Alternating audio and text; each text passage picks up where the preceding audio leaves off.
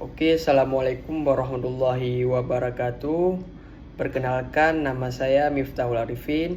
Saya berasal dari Fakultas Ilmu Sosial dan Ilmu Politik, Prodi Ilmu Politik, dengan NPM 25 10 10 30 11 11 00 103. Kali ini saya akan membahas perihal analisis literatur tentang politik komunikasi di Indonesia dalam dekade terakhir, termasuk isu identitas politik, wacana, dan media. Dalam satu dekade terakhir, studi mengenai politik komunikasi di Indonesia mengalami perkembangan signifikan seiring dengan menguatnya demokrasi elektoral, transformasi media digital, serta meningkatkannya praktik politik identitas. Artikel ini bertujuan untuk mereview secara sistematis literatur akademik yang membahas dinamika politik di Indonesia selama periode 2014 hingga 2024, dengan fokus pada 3 tema utama: politik identitas, wacana politik, dan peran media. Selanjutnya, politik komunikasi merupakan elemen kunci dalam sistem demokrasi modern karena menjadi penghubung antara aktor politik, media, dan publik. Di Indonesia, dinamika politik komunikasi mengalami perubahan signifikan dalam satu dekade terakhir, terutama setelah pemilu 2014 yang menandai intensifikasi penggunaan media sosial dan menguatnya politik identitas dalam arena publik.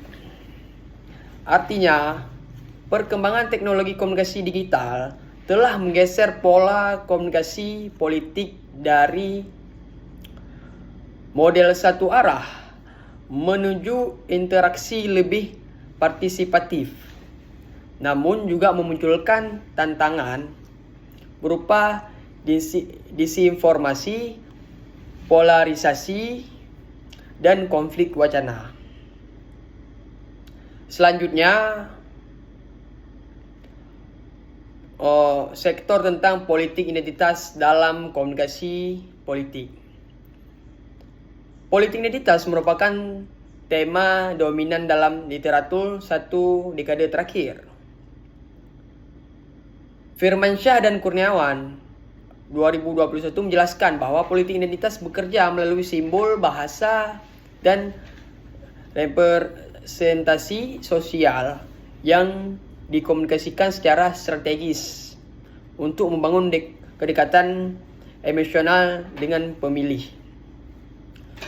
Sejumlah studi menunjukkan bahwa politik identitas sering dimediasi oleh media, terutama media sosial, yang memperkuat segmentasi audiens dan mempercepat polarisasi. Dalam konteks pemilu, identitas agama, etnis, dan nasionalisme menuju instrumen komunikasi politik yang efektif, namun berpotensi melemahkan kohesi sosial. Selanjutnya, peran media dalam politik komunikasi. Media, khususnya media baru, memainkan peran sentral dalam politik komunikasi kontemporer. Adi Putra Irawanto dan Kurniawan 2020 menunjukkan bahwa media sosial memungkinkan masyarakat sipil untuk berpartisipasi aktif dalam komunikasi politik, sekaligus membuka ruang baru bagi konflik wacana. Namun, literatur juga menyoroti relasi kuasa antara media dan politik, di mana kepemilikan media dan algoritma platform digital dapat mempengaruhi distribusi informasi politik.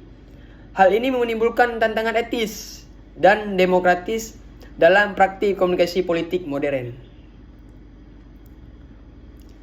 Kesimpulannya, review ini menunjukkan bahwa politik komunikasi di Indonesia dalam dekade terakhir ditandai oleh dominasi media digital, menguatnya politik identitas, dan intensifikasi pertarungan wacana di ruang publik.